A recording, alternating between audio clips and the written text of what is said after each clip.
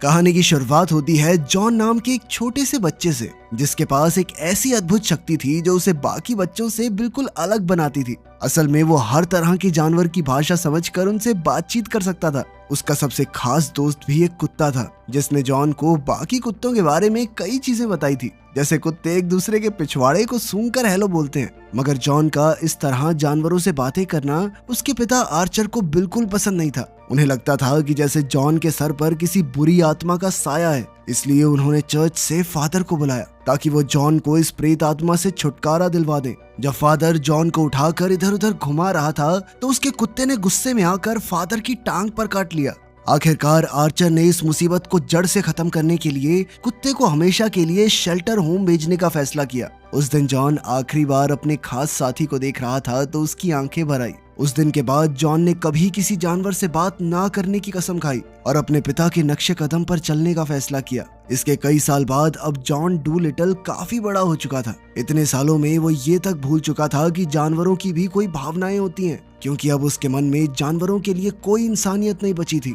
John की 2 बेटियां थी और हैरानी की बात ये थी कि अब जॉन अपनी बेटियों के साथ वैसा ही बर्ताव करता था जैसा उसके पिता उसके साथ बचपन में किया करते थे, जबकि उसे खुद अपने पिता का बर्ताव पसंद नहीं था। खैर, उसकी बेटी माया को जानवरों से बहुत प्यार था। आज उसे पार्क में एक अंडा मिला तो उसने खुद अंडे की देखभाल करने का फैसला किया। फिर उसने अपने पिता से कहा कि वो समर कैंप में नहीं जाना चाहती, क्योंकि वो घर में रुककर अंडे से बच्चा बाहर आते हुए देखना चाहती थी। लेकिन जॉन चाहता था कि माया घर पे ना बैठ के अपनी उम्र के बच्चों के साथ समय बिताए, बातचीत करे, उनसे दोस्ती करे। इसलिए उसने माया से कहा कि तुम किसी भी हालत में समर कैंप मिस नहीं करोगी। खैर, नाश्ते के बाद जॉन हॉस्पिटल पहुंचा। अब वो एक जाना माना डॉक्टर बन चुका था और उसने अपने 2 और साथियों के साथ मिलकर अपना हॉस्पिटल खोल लिया था। तब मार्क ने उन्हें बताया कि उन्हें कंपनी का एक हिस्सा बेचने के लिए काफी अच्छा ऑफर मिला है, मगर जीनो थोड़ा हिचकिचा रहा था। फिर मार्क ने जॉन को बताया कि सैटरडे की सुबह उन तीनों को कंपनी से मीटिंग के लिए जाना है। वैसे तो जॉन अपने परिवार के साथ शहर से बाहर जाने वाला था, लेकिन मीटिंग जरूरी थी तो वो आने के लिए मान गया।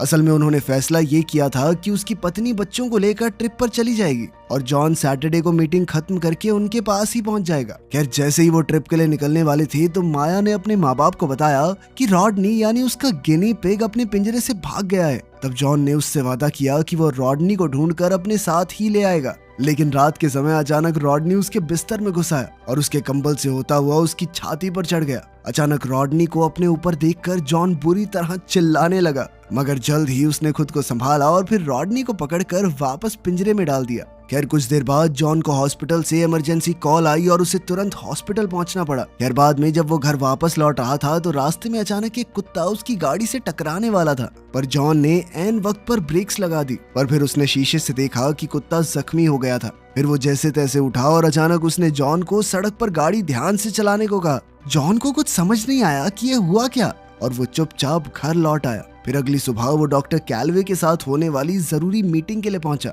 वो उस कंपनी की तरफ से आया था जो जॉन के हॉस्पिटल का एक हिस्सा खरीदना चाहती थी। डॉक्टर कैलवे ने उन्हें $4 मिलियन का ऑफर दिया, जिसे सुनकर मार्क तो बेहद खुश हो गया। मगर इससे पहले कि जॉन इस बारे में कुछ कहता, अचानक उसे आसपास से अजीबोगरीब आवाजें सुनाई देने लगी। जल्द ही उसे एहसास हुआ कि आवाजें उनके आसपास मौजूद जानवरों की हैं और उसने तुरंत मीटिंग खत्म करके कहा कि उसे एक बहुत जरूरी अपॉइंटमेंट के लिए जाना है। फिर वो सीधा अपने घर पहुंचा और सामान बांधकर कंट्री हाउस की तरफ निकल पड़ा, जहां उसकी पत्नी और बच्चे रुके हुए थे। तब रास्ते में रॉडनी ने अचानक उससे बातें करनी शुरू कर दी तो जॉन ने घबराकर गाड़ी साइड में रोक दी, वरना उसका एक्सीडेंट हो जाता। उसे यकीन नहीं हो रहा था कि उसे जानवरों की बातें सुनाई दे रही हैं। अब उसने इस मुसीबत से छुटकारा पाने के लिए रॉडनी का पिंजरा निकालकर सड़क पर रख दिया और उसे वहीं छोड़कर आगे जाने का फैसला किया।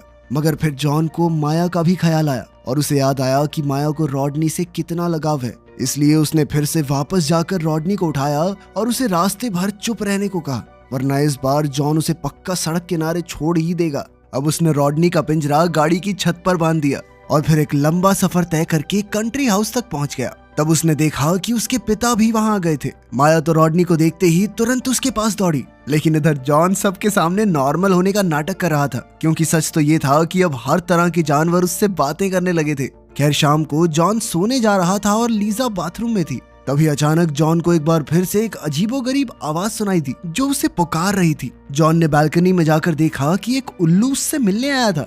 असल में उस उल्लू के पंख में लकड़ी का एक टुकड़ा फंस गया था और वो चाहता था कि जॉन उसे निकाल दे। उल्लू ने जॉन को बताया कि आसपास के इलाके के सभी जानवरों में वो मशहूर हो चुका है। वो सब इस बारे में बातें कर रहे हैं कि कैसे एक इंसान जानवरों से बात कर सकता है। खैर, जैसे ही जॉन ने उसके पंख से लकड़ी का टुकड़ा निकाला तो पीछे से लीजा वहां आ गई। जॉन जैसे तैसे उसे वापस बेडरूम में लेकर गया और लीजा को सो जाने को कहा। फिर जॉन शांत होने के लिए किचन में पानी पीने गया, लेकिन वहां रॉडनी एक बार फिर से उससे बातें करने लगा। मानो इतना काफी नहीं था कि कुछ ही पलों में जंगल के कई सारे जानवर उसके घर पर अपनी अपनी तकलीफें लेकर आ पहुंचे। ये देखते ही जॉन बुरी तरह डर गया और दौड़कर अपनी गाड़ी में बैठ गया। पीछे से लीजा ने उसे रोकने की कोशिश की, पर जॉन कहने लगा कि मुझे किसी भी हालत में वापस शहर जाना होगा। फिर रास्ते में उसने अपने हॉस्पिटल में काम करने वाले एक डॉक्टर को फोन किया और कहा कि वो अपने दिमाग का टेस्ट करवाना चाहता है। फिर जैसे ही वो हॉस्पिटल पहुंचा तो उसे कूड़ेदान में 2 चूहे लड़ते हुए दिखाई दिए। खैर, उसने तुरंत अपने पूरे टेस्ट करवाए और डॉक्टर सैम ने कहा कि उसका दिमाग एकदम सही हालत में है। उसने कहा कि शायद ज्यादा काम और बिल्कुल आराम न करने की वजह से उसे इस तरह जानवरों की आवाजें सुनाई दे रही हैं। आखिरकार संडे सुबह जॉन ने अपनी पत्नी को फोन किया और कहा कि वो जल्द ही उनके पास कंट्री हाउस पर वापस आ रहा है। मगर जैसे ही उसने फोन रखा तो अचानक उसकी नजर उसी कुत्ते पर पड़ी जो उस रात उसकी गाड़ी से टकराने वाला था। उसे एक वैन में पिंजरे में डालकर ले जाया जा रहा था, तो जॉन ने उसके पीछे जाने का फैसला किया। जब जॉन शेल्टर होम पहुंचा तो उसे सभी कुत्तों की आवाजें सुनाई दी जो चाहते थे कि जॉन उन्हें अडॉप्ट कर ले, लेकिन जॉन ने सिर्फ उसी कुत्ते को रिहा करवाया। असल में जॉन को बुरा लग रहा था कि उस दिन उसकी गलती की वजह से ये कुत्ता जख्मी हो गया और शायद इसी वजह से वो पकड़ा गया होगा। इसलिए उसने कुत्ते को शेल्टर होम से बाहर निकाल कर उसकी मदद की। खैर, वहां से निकलने के बाद जॉन ने कहा कि देख भाई, मैंने अपनी गलती सुधार दी, अब तू अपने रास्ते, मैं अपने रास्ते। लेकिन वो कुत्ता भी जॉन के साथ ही जाना चाहता था, इसलिए वो सड़क पर लेटकर बीमार होने का नाटक करने लगा। उसी समय जॉन को माया का फोन आया और उसने पीछे से कुत्ते के भौंकने की आवाज सुनी। उसे सुनते ही माया खुशी से झूम उठी और उसने अपनी माँ से कहा कि उसके पिता ने एक कुत्ता अडॉप्ट कर लिया है। ये सुनकर लीसा भी काफी खुश हुई और उसने जॉन से पूछा कि क्या वो इसलिए शहर वापस गया था। अब जॉन उनकी खुशियां नहीं छीन सकता था, इसलिए उसने लीसा की हाँ में हाँ भर दी और कुत्ते को लेकर कंट्री हाउस की तरफ निकल पड़ा। आखिरकार जब वो कंट्री हाउस पहुंचा तो उन सब ने मिलकर इस कुत्ते का नाम लक रखा। माया इस नए पेट को पाकर बहुत खुश थी, लेकिन साथ ही उसे इस बात का दुख भी था कि उसे समर कैंप के लिए यहीं रुकना होगा।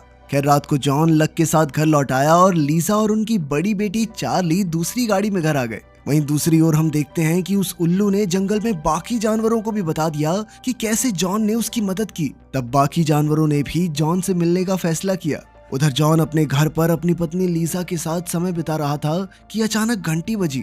जैसे ही उसने दरवाजा खोला तो उसके सामने 3 भेड़ खड़ी थी। उन्होंने देखा कि जॉन ने एक ही पल में दरवाजा बंद कर दिया, मगर तब तक बहुत देर हो चुकी थी क्योंकि ढेर सारे जानवर दरवाजे खिड़कियों से होते हुए उसके घर में घुस गए थे।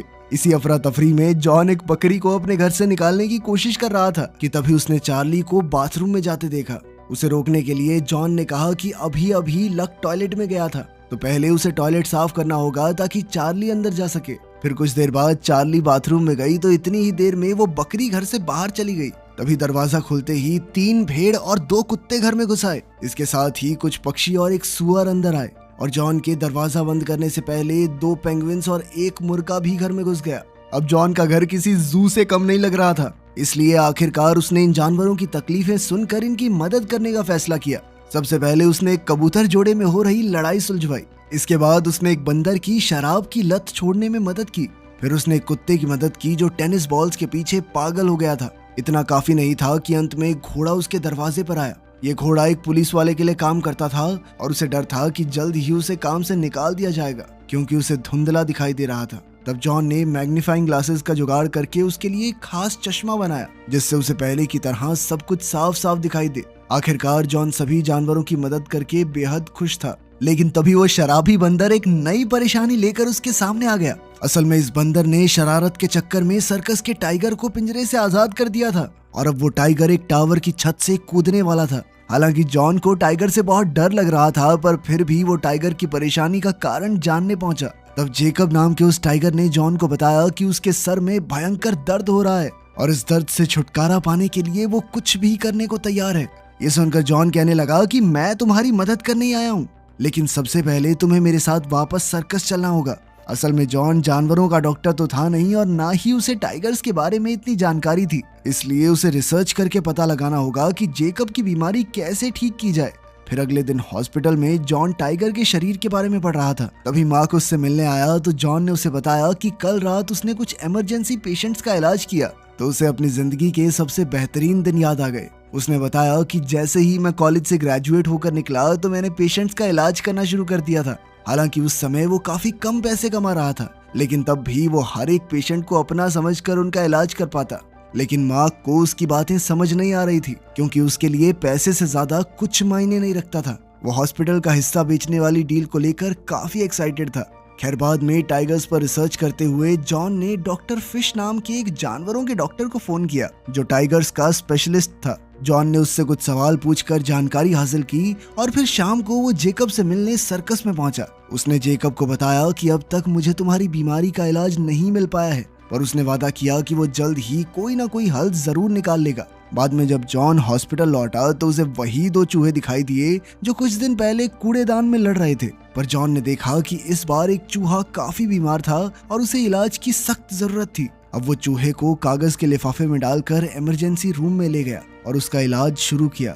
इतनी ही देर में लीसा वहां पहुंची और जब उसने जॉन को एक चूहे का इलाज करते देखा तो उसके होश उड़ गए। जल्द ही जॉन के साथी डॉक्टर्स भी वहां आ गए और वो ये देखकर हक्के बक्के रह गए कि जॉन जानवरों से बातें कर रहा था। लेकिन तभी अचानक चूहा बेसुध होकर गिर पड़ा और फिर जॉन को लगा कि उसे दिल का दौरा पड़ा है। अब जॉन ने उसे अपने मुंह से सांस देकर सीपीआर दी ताकि वो फिर से जिंदा हो सके। फिर जब वो चूहे की छाती पर मसाज कर रहा था तो चूहे के पेट से अजीब आवाजें आने लगी। तब जॉन को एहसास हुआ कि चूहे को सिर्फ गैस की दिक्कत थी। पर इधर लीजा ये सब देखकर बुरी तरह घबरा गई, क्योंकि उसे लगा कि जॉन की दिमागी हालत अब ठीक नहीं है। इसलिए उसने जॉन को साइकाइट्रिक हॉस्पिटल में भेजने का फैसला किया। वहां जॉन की मुलाकात हॉस्पिटल के डायरेक्टर डॉक्टर ब्लेन से हुई तो पता चला कि डॉक्टर ब्लेन और जॉन दोनों कॉलेज में एक साथ पढ़े थे। ब्लेन के पास एक पालतू बिल्ली थी जो उससे नफरत करती थी। जॉन को भी ब्लेन कुछ खास पसंद नहीं था, इसलिए जल्द ही जॉन और उस बिल्ली की अच्छी दोस्ती हो गई। अब ब्लेन ये साबित करना चाहता था कि जॉन का दिमाग ठिकाने पर नहीं है, इसलिए उसने एक एक्सपेरिमेंट करने का फैसला किया। उसने एक चिंपैंजी को एक ब्रेन वेव मॉनिटर से जोड़ दिया और कहा कि अगर जॉन सच में जानवरों से बात कर सकता है तो उसे चिंपैंजी से बात करनी होगी और ब्लेन उसके दिमाग की वेव्स देखकर समझ जाएगा कि चिंपैंजी को जॉन की बातें समझ आ रही हैं या नहीं। अब जॉन चिंपैंजी से बात करने लगा, मगर चिंपैंजी ने उसकी ओर ध्यान ही नहीं दिया। कई बार कोशिश करने पर भी कोई फायदा नहीं हुआ तो ब्लेन ने एक और डॉक्टर को बुलाया ताकि वो जॉन को ब्लेन के ऑफिस में ले जाए। जैसे ही जॉन कमरे से बाहर जा रहा था तो अचानक उसने चिंपैंजी को बात करते सुना और उसे पता चला कि ये चिंपैंजी तो स्पेनिश बोलता है। यही वजह थी कि वो जॉन की बातें समझ नहीं पा रहा था। खैर अब जॉन को एहसास हो गया था कि अगर उसे इस जगह से बाहर निकलना है तो उसे ये कबूल करना होगा कि वो सच में जानवरों से बातें नहीं करता, बल्कि ये उसके मन का एक वहम है। अब उसने लीसा को फोन किया, लेकिन रॉडनी ने फोन उठा लिया तो जॉन और रॉडनी के बीच बहस शुरू हो गई। वहीं डॉक्टर ने जॉन को फोन पर एक चूहे से झगड़ते हुए देखा तो उसका शक यकीन में बदल गया कि जॉन बिल्कुल पागल हो चुका है। वहीं दूसरी ओर सर्कस में जेकब उम्मीद खो चुका था। उसे लगा कि जॉन उसका इलाज करने कभी वापस नहीं आएगा। कुछ ही देर में लक जेकब से मिलने पहुंचा तो पता चला कि जेकब की हालत बिगड़ती जा रही है। अब लक मदद मांगने के लिए सीधा जॉन के पास पहुंचा, मगर उसे देखते ही जॉन गुस्से से भर गया। उसने लक से कहा कि जब से तू मेरी जिंदगी में आया ना, तब से गड़बड़ पे गड़बड़ हो रही है मेरे साथ। ये सुनकर लक वहां से चला गया और अचानक जॉन परेशान होकर जोर जोर से चिल्लाने लगा। ये देखकर मेंटल हॉस्पिटल के 2 पेशेंट्स काफी घबरा गए। खैर फिर अगली सुबह जॉन ब्लेन के ऑफिस में गया और कहा कि उसे घर वापस जाना है, लेकिन ब्लेन कहने लगा कि अभी उसे 1 महीना कम से कम यहीं गुजारना होगा। अब जॉन के पास कोई चारा नहीं था, इसलिए उसने अपनी आखिरी चाल चलने का फैसला किया। उसने ब्लेन से कहा कि अगर उसने अभी के अभी उसे घर नहीं भेजा तो वो सबको बता देगा कि ब्लेन अपनी अलमारी में नचनिया के कपड़े रखता है। छम्मक छल्लो बन के नाचता है ना तू, हाँ? असल में ब्लेन की बिल्ली ने ही जॉन को ये राज की बात बताई थी। अब जॉन इसी बात का फायदा उठाकर ब्लेन को ब्लैकमेल करके घर वापस आ गया। मगर घर जाकर जब उसने माया को देखा तो वो हैरान ही हो गया, क्योंकि माया तो कैंप में 3 हफ्तों तक रुकने वाली थी। जिसके बाद जॉन को पता चला कि कैंप में माया का बिल्कुल मन नहीं लगा तो वो वापस आ गई। अपने परिवार से मिलने के बाद जॉन हॉस्पिटल पहुंचा और उसने अपना सारा ध्यान काम पर लगाने का फैसला किया। अब वो किसी जानवर की आवाज आने पर भी उसे नजरअंदाज कर देता। फिर शाम को जब जॉन घर पहुंचा तो वो एक प्रेस कॉन्फ्रेंस में जाने के लिए तैयार होने लगा। उसने देखा कि उसके पिता माया के कमरे में थे। माया ने अपने दादा को रॉडनी से मिलवाया और कहा कि रॉडनी भी प्रेस कॉन्फ्रेंस में जाना चाहता है। लेकिन तभी जॉन ने माया से कहा कि इसे पिंजरे में डाल के जल्दी तैयार हो जाओ तुम। फिर जॉन के कमरे से जाने पर माया ने अपने दादा से कहा कि जब उसे पता चला कि उसके पिता जानवरों से बात कर सकते हैं तो वो बहुत खुश थी। उसे लगा था कि उसके पिता भी उसकी तरह दुनिया से अलग हैं। खैर अब उसने भी फैसला कर लिया था कि वो जानवरों का साथ छोड़कर अपने पिता के बताए नक्शे कदमों पर चलेगी। मगर तब उसके दादा ने माया से कहा कि उसे वैसा ही रहना चाहिए जैसा उसका मन चाहता है। आर्चर ने कहा कि कई बार बच्चों को नहीं बल्कि माँ बाप को बदलने की जरूरत होती है। असल में अब आर्चर को इस बात पर पछतावा हो रहा था कि उसने बचपन में जॉन के खास हुनर को बढ़ावा नहीं दिया। तभी हम देखते हैं कि जॉन ने दरवाजे के पीछे छुपकर उनकी सारी बातें सुन ली थी। खैर बाद में जॉन ने अपनी पत्नी और बच्चियों को क्लिनिक पर छोड़ा और खुद लक के साथ टाइगर को छुड़ाने के मिशन पर निकल पड़ा। वो छिपते छिपाते सर्कस में घुसे पर जल्द ही गार्ड्स ने उन्हें देख लिया, लेकिन इससे पहले ही वो जेकब को गाड़ी में बैठाकर वहां से फरार हो गए। उधर लीसा जॉन के अचानक चले जाने से काफी परेशान हो रही थी। इधर मार्क भी इस बात से परेशान था कि अगर जॉन कॉन्फ्रेंस के लिए नहीं आया तो कैलवे हॉस्पिटल का हिस्सा खरीदने की डील तोड़ देगा। वहीं दूसरी ओर हम देखते हैं कि जॉन जेकब को लेकर हॉस्पिटल पहुंचा और कुछ ही देर में पुलिस भी वहां आ गई। अब जॉन जेकब के साथ ऑपरेशन थिएटर में था तो लक ने पुलिस वालों को हॉस्पिटल में आने से रोकने का जिम्मा उठाया। इधर प्रेस कॉन्फ्रेंस में जीनो ने गलती से मार्क की नाक पर दरवाजा दे मारा। उन्हें डर था कि कहीं मार्क की नाक की हड्डी ना टूट गई हो, इसलिए जीनो उसका एक्सरे करवाने ले गए। लेकिन जैसे ही वो कमरे में पहुंचे तो उन्होंने जॉन को टाइगर के साथ देखा और ओटी में इतना बड़ा टाइगर देखकर उनके होश ही उड़ गए। मार्क ने जीनो को टाइगर को इंजेक्शन देकर बेहोश करने को कहा ताकि वो उसे पुलिस के हवाले कर सकें, पर इस बार जीनो ने सच में मार्क को जोरदार मुक्का मारकर बेहोश कर दिया। इसके बाद जॉन जीनो की मदद से रिपोर्टर्स की नजरों से बचते हुए जेकब को ऑपरेशन थिएटर की ओर ले जा रहा था। लेकिन फिर जैसे ही डॉक्टर कैलवे ने जीनो और जॉन को देखा तो वो उन्हें खींचकर इंटरव्यू के लिए ले गए।